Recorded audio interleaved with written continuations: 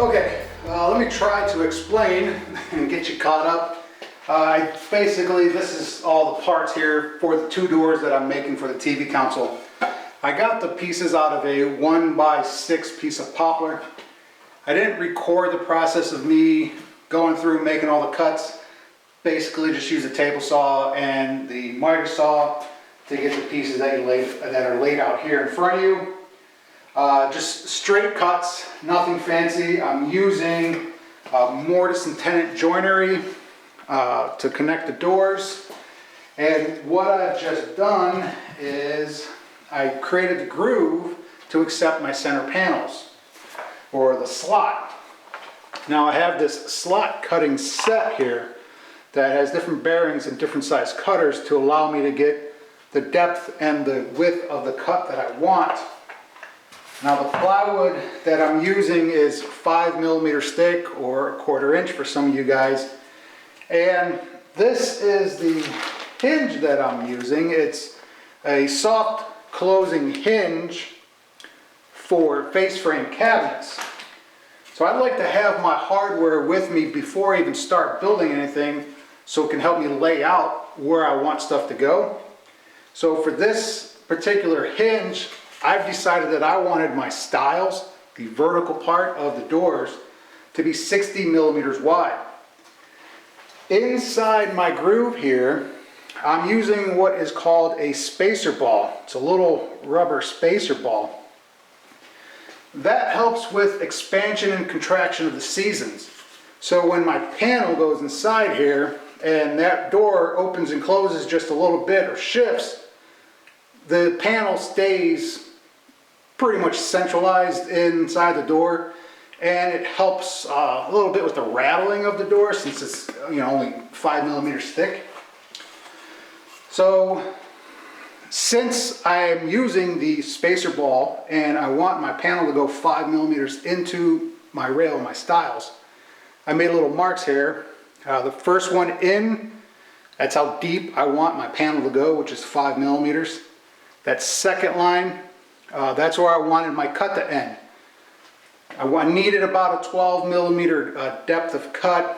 The spacer balls are almost 7mm. So 5 and 7 is 12, right? So that's what I got here. And that's what I've done. Now, I have my stiles. I needed a starting point and a stopping point, which is where that little line there with the S means. That was a mark for me to let me know where to start and stop. And it doesn't have to be precise because I'm still going to have my rail covering this up. But with me lining my stop and my start point about the center of the bit, I don't have to go through now and clean out the bottom of that groove and square it off with a chisel. And I don't have to round over the panel, if that makes sense. So that's where I'm at. I have all my pieces here cut to size, ready to go. These panels go here, and I'll do a dry fit, and if it all goes good, I'll do a glue up. Okay, so not much to say really. Just go through and glue this up. I'm putting 2 spacer balls that will go on each side of the panel here. And once I get the spacer balls in, I just have to glue it up.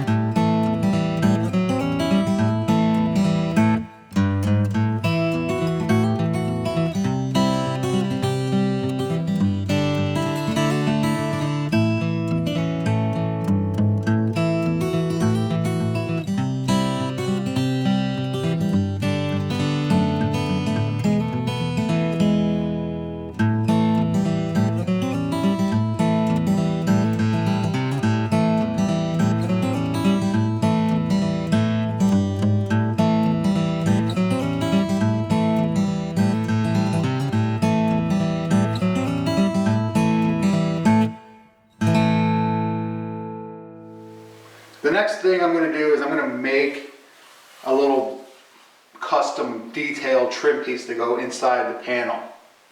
You can see on this door here that there's nothing there. If you wanted to, you can call it done, but I want to add some detail to it, some depth. So the first piece that I made was this little thin strip that has a 15-degree bevel on it. That's what you can see here.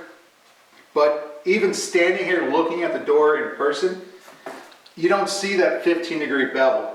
So I'm sure you're not going to see it on the camera. It didn't work for me. It doesn't work for me. So the next piece that I made was this piece. Hopefully you can see that. But anyways, it's a bigger bevel, bigger piece, and it works for me.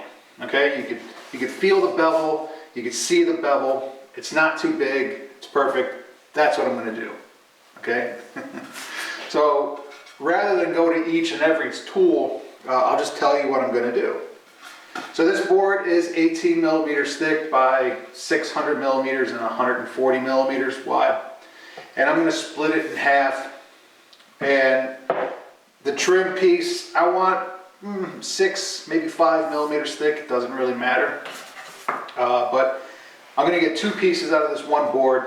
I got a really aggressive blade on my bandsaw. So when I resaw this, I'm going to get left with some teeth marks or saw marks. So I take it over to the planer, get it down to the thickness that I want, or close to the thickness that I want. I might make 1 or 2 passes on the planer, or I might make 1 pass on the planer and come over to my drum sander to get it dialed in. I'll figure that out as I go. But once I do split these pieces in half and I get the thickness that I want, I have a 15-degree router bit chucked into my router table, and I'll basically make 2 passes, 1 on each side here, and then I'll take it over to my table saw and cut the piece loose.